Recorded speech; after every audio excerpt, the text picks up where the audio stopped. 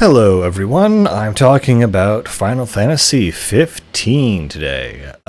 Geez, oh man, 15. Wow. It's a very divisive game. There are ways you can really enjoy this game and ways you can really despise it. So the first thing that you should know is that this game was in development for almost a decade. It was scrapped halfway through. And it really, really, really shows because the tone changes and the changes in a lot of the things in this game just don't make any sense whatsoever. Anyway, the general theme of this game is that you're four guys in a car driving across the countryside. And yeah, I mean, that's pretty accurate. So essentially, what the way this game starts off is you have Prince Noctis, who is the heir to the throne of this small kingdom, that is also having an intermarriage within the larger empire. And instead, during the wedding ceremony, the empire decides to strike and take out the king and also the royal family. And Noctis is the last known survivor of this, along with his friends and bodyguards. And so apparently, the series creator, I think he said that the theme he wanted to have from this game was the kind of a vibe of Stand By Me. The fact you have four boys who just go out on an adventure and try to, take on the world together. So besides Noctis, you have Ignis, who is the Lass's guy who cooks everything, and Prompto, who is the gunslinger and photographer, and then you have the big buff guy whose name actually escapes me, Gladios or something. And they basically just go on a little adventure. He just kill things. He crush things. He good at that. And so the car, you basically upgrade it, and get more different side quests around here. And it's very supposed to be like road trip energy across America.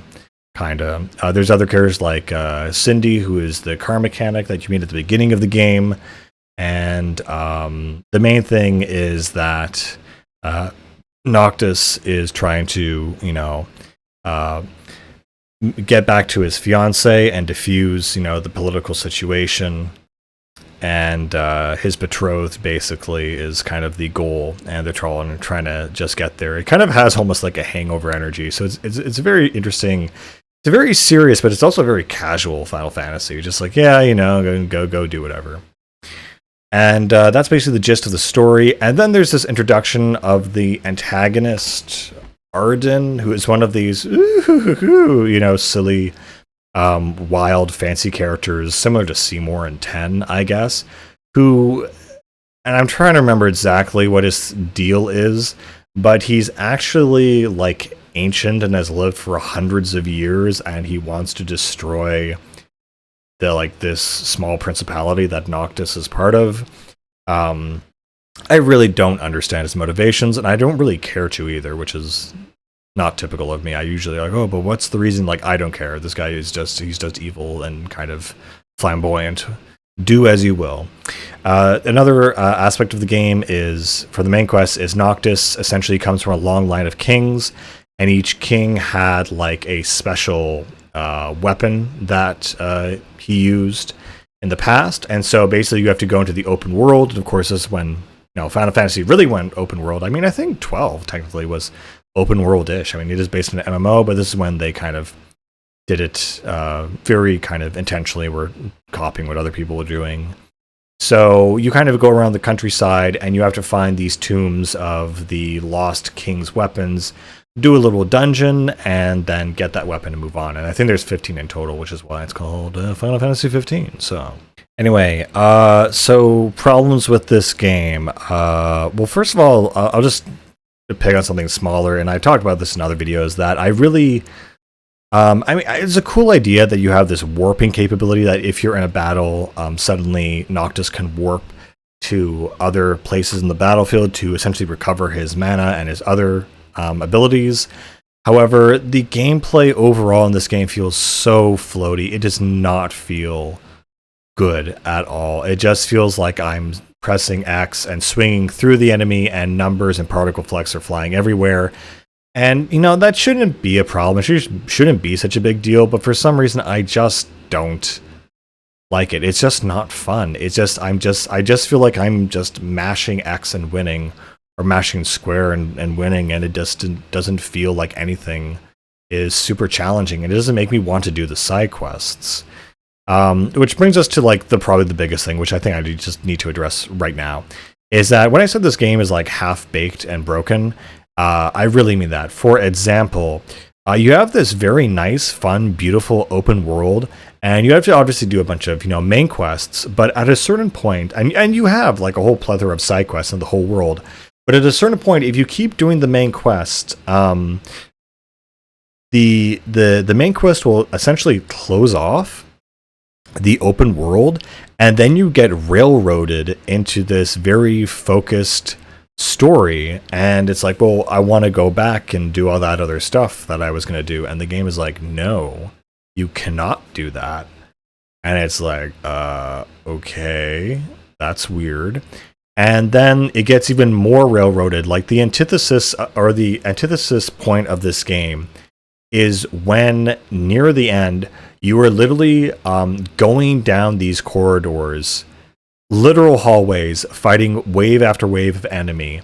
And yes, they've equipped you with this thing called the Ring of Kings, so you can literally pretty much one-shot absolutely everything, including these gigantic monsters. And when that's the case, it just is not difficult at all. It's just yep, we'll just one-shot this, and it's just boring, and the gameplay is monotonous, and the OST is whatever. It's not that good. The OST in the early game is good, so that's the main issue in this game, is that there are two different games here. There is the more fun open world part at the beginning, and then there's the railroaded weird part at near the end of the game. And there's even a part where Ignis becomes blind or something, and then his personality completely changes. And there was a point where I thought, okay, I must have missed a scene or something. There's some weird character development that happened here, and I'm just not aware of it. And yeah, it just felt so odd and so off-putting for Ignis to be so kind of, well, frankly, bitchy and complain all the time when he was supposed to be essentially the mom of the group and take care of everyone and cook all the meals. So, I mean, that is one saving grace of this game, is that the characters and the characterization are really good. But again, I can see and understand why game companies do cancel games, because it's just so painfully obvious how different teams worked on different things and different visions for what this game was supposed to be about. And it's just honestly a big fat mess by the end of the game. And again, it's kind of do we cut off half the game and just keep the first part, but then it's too short, or, it's really about the reputation that, could ruin, the game and the company. And I understand that, but I think it's come out on top where at least people have identified, with the characters and really enjoyed them. And one thing I think was really great is they released a series of DLCs going to each character's backstory, and Gladiolus kind of sucked, frankly.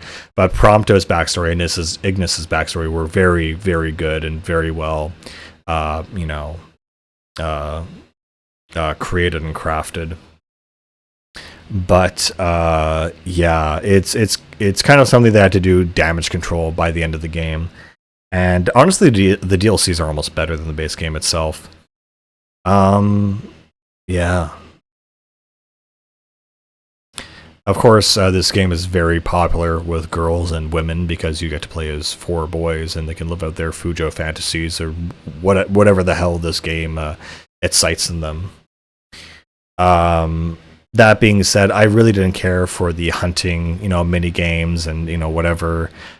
So driving the car itself, how does it feel? Well, it's okay. I mean, you basically are, it mostly automatically drives itself for you anyway, and basically stays on the road most of the time and autocorrects as you're driving. So it's very much like whatever.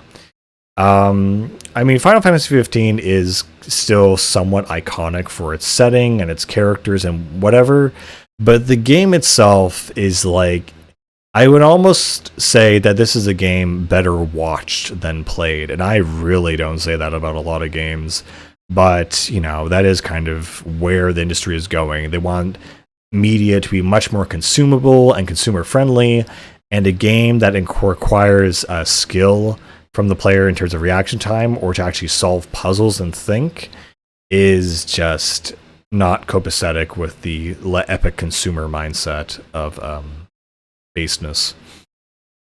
I have to admit, though, I kind of like the main menu, though, in this game, where it basically just shows the 4 guys just leaning up against the wall, and you can choose their gear and this kind of stuff. What's also interesting is that Prompto, throughout the course of the game, will take pictures of your adventures, or you can take pictures yourself, I think using screenshots or like an in-game camera. And basically, it's kind of a fun little thing, but because by the end of the game, you can choose one of these screenshots to be like the last basic, the last major screenshot that that becomes the photo that that the princess and you sort of see and remember it for. A really cool thing that I do also like in this game that they do at the end is that Noctis and his fiance essentially, you know, the front cover of this game, it shows her his fiance essentially lying on this chair, and then they make that exact pose by the end of the game, and Noctis takes his position, and then Final Fantasy 15 logo on the front menu changes to that, so you get like the full logo, which I think is really cool once you beat in the game. I love little things like that. There's also one section in the game where Tidus gets to use all of the king's weapons all together, and it becomes this gigantic kind of like, I don't know, supersonic, you know, super powered form, and you get to fly through the air and slash some of the, you know, creatures and whatever and the bosses. And honestly, that is a lot of fun. It's actually very cool and very fun to control. There's also just something about the tone of this game. Like, it's like, yeah, okay, these are guys who are doing their guy things. But then there's just one scene in particular where they come to, like, the Venetian style city, and they're all, like, oohing and awing over the fancy dress that his fiance was supposed to wear to the wedding, saying, "Oh, wow, what a beautiful dress." And it's just, like, 4 guys would just never ever say that. So while these are, like, you know, 4 guys on their misadventures and whatever, and it is funny, it's also of a certain type of writing that is also kind of pandery-ish and unrealistic, but that's fine. I don't think realism is necessary. Again, another thing, they also have a little area based off of Nice, France. I'm not sure if I'm the only one who picked that up. What's interesting, though, is they also had like a weird crossover minigame with like Assassin's Creed, and you had to do this thing where you had to find the assassin in the city. That was kind of fun, but really unexpected and a really odd crossover, but it was cool to do that.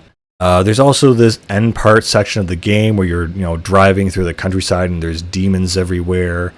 There's, you know, other cool things. I mean, they spend a lot of time really on the characters, and I think, if anything, you could argue that the characters do save this game with their charisma and stuff. There's other weird mechanics, like Ignis has to cook during the day, and that'll determine how much EXP you got for how you spent the day. Really kind of odd, weird things like that are just like, oh, okay, that's new, I guess. And again, there are just certain parts in the story where it just takes leaps and bounds, and it just does not make narrative sense. It's like there are missing chapters or missing things in this game. Another cool thing is that, you know, you do camp a lot, and the camp and the 4 guys hanging out is supposed to be the main image and vibe of this game, besides the guy and his fiance. I do love the end level, though, because you're in this big city back in the kingdom, and it's all kind of empty and haunted and, you know, filled with all these monsters. and it's very cool. And doing the final boss fight, like again, it's a bunch of particle effects and very flashy things are going on, and it's very hard, I think, to lose that fight actually. So this game is a very cinematic thing, very visual, and that's why I say it's not really meant for playing. Aside from all things, it really is more of a cinematic experience. And if someone said they watched this and were a fan of it, I would not be offended in the slightest, because it's not really worth playing, in my opinion. There are icons in this game, or that can be summoned, and the graphical, whatever of them are really cool. I remember there's the lightning god Ramuh, and he basically sends down this massive lightning bolt and destroyed all these mechs. It's pretty cool. Oh yeah, there's also the Empire in this game. One of the characters, Athena, has a very cool design and is a pretty interesting character. But yeah, I don't really have much else to say about this game, except unless you are a fan of 15 or want to be a fan of 15, I guess I'd give this a shot. But yeah, there's like a lot of stuff to do in this game, and none of them are exceptionally good at what they do. Like, Noctis can go fishing, but it's like, okay, that's the thing. So as a package in total, it's like, I can't really recommend this game, but it's part of the iconic FF, series, essentially. So, well, in any case, guys, that's Final Fantasy 15. Love it or hate it, I guess. And yeah, I'll see you guys later. Bye.